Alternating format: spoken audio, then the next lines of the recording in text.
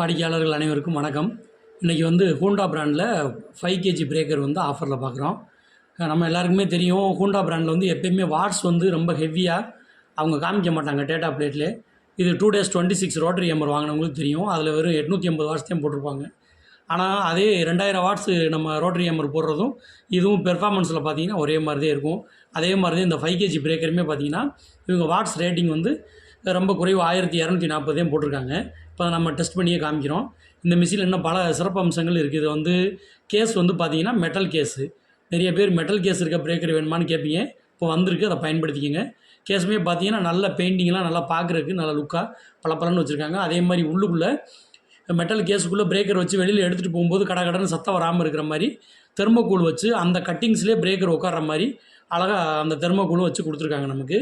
பிரேக்கரும் ஒவ்வொரு இடமும் பார்த்தீங்கன்னா அந்த அலுமினியம் கேஸாக இருக்கட்டும், பிளாஸ்டிக் பாடியாக இருக்கட்டும், அந்த கட்டிங்ஸு அதோட ஷார்ப் எட்ஜஸ்லாம் அவ்வளோ கவனமாக ஃபினிஷ் பண்ணியிருக்காங்க. இந்த அளவுக்கு பண்ணணுன்னா நல்ல அவங்க வந்து குவாலிட்டியில் கொஞ்சம் கூட விட்டு கொடுக்காம செஞ்சுருக்காங்க.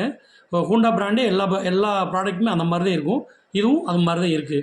இந்த இடத்துலலாம் பார்த்தீங்கன்னா அந்த எட்ஜஸ் எல்லாம் சும்மா ரேட்டு கம்மியாக வர்ற பிரேக்கரில் இவ்வளோ நீட்டாக ஷார்ப் எட்ஜஸ் வந்து இருக்காது. இந்த பிளாக் கலரும் அந்த அலுமினியம் கலரும் சேருது இல்லையா, அந்த இடத்துலலாம்.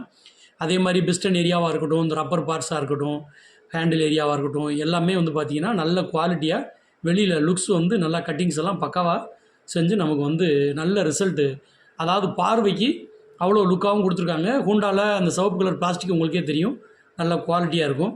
அதுக்கப்புறமா பார்த்தீங்கன்னா இந்த மிஷினில் எல்லா மிஷின்லையும் 5 கேஜிலையும் வர்ற மாதிரி 2 பிட்டு வந்து ஃப்ரீயாக வந்துடும். இது கூட இப்போ நம்ம என்ன சொல்கிறோன்னா, நீங்கள் அதில் வர்றது வந்து 280 mm பிட்டு தான் வந்து ஃப்ரீயாக வரும். உங்களுக்கு இந்த 400 mm பிட்டு ஃப்ளாட்டு பாயிண்டர் 2 வேணும்னாலும், நான் பக்கத்தில் வலது பக்கம் காமிச்சிருக்கேன் இல்லையா, அந்த மாதிரி பிட்டு வேணும்னாலும் நீங்கள் நம்மகிட்ட கேட்டு வாங்கிக்கலாம். அது ஒரு பிட்டு வந்து 200 ரூபா வரும். நீங்கள் மெஷின் ஆர்டர் போடும்போதே கூடுதலாக வேணும்னா நம்மகிட்ட சொல்லிட்டிங்கன்னா இந்த மெஷினோடய சேர்த்து ஆர்டர் போட்டுடலாம். இப்போ மெஷினோட நமக்கு எத்தனை வாட்ஸ் எத்தனை ஆம்பியர் எடுக்குது அப்படின்னு நோ லோடில் ஓட்டி காமிக்கிறோம். கிட்டத்தட்ட 3 ஆம்பியரில் தொடங்கி 2.5 வரை வந்து நிற்கிது.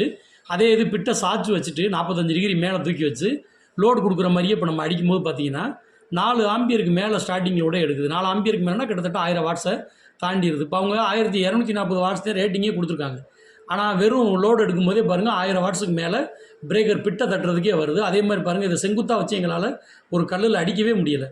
45 டிகிரி சாய்ச்சி வச்சுதே அடிக்க முடியும். அவ்வளோ தூரத்துக்கு பவராக நல்ல ஒரு 5 கேஜி பிரேக்கர், நல்லா ஸ்ட்ராங்காக உங்களுக்கு அருமையான பிரேக்கராக இது இருக்கும். ஒரு பிரேக்கர் நீங்கள் எடுத்து பாருங்கள். வாடகை கொடுக்குறவங்களுக்குலாம் ஒரு அருமையான ஆஃபர் இது. இந்த மிஷின் நம்மகிட்ட நிறைய ஸ்டாக் இருக்குது. தேவைப்படுறவங்க நம்மளை வாட்ஸ்அப்பில் தொடர்பு கொள்ளுங்கள். நன்றி, வணக்கம்.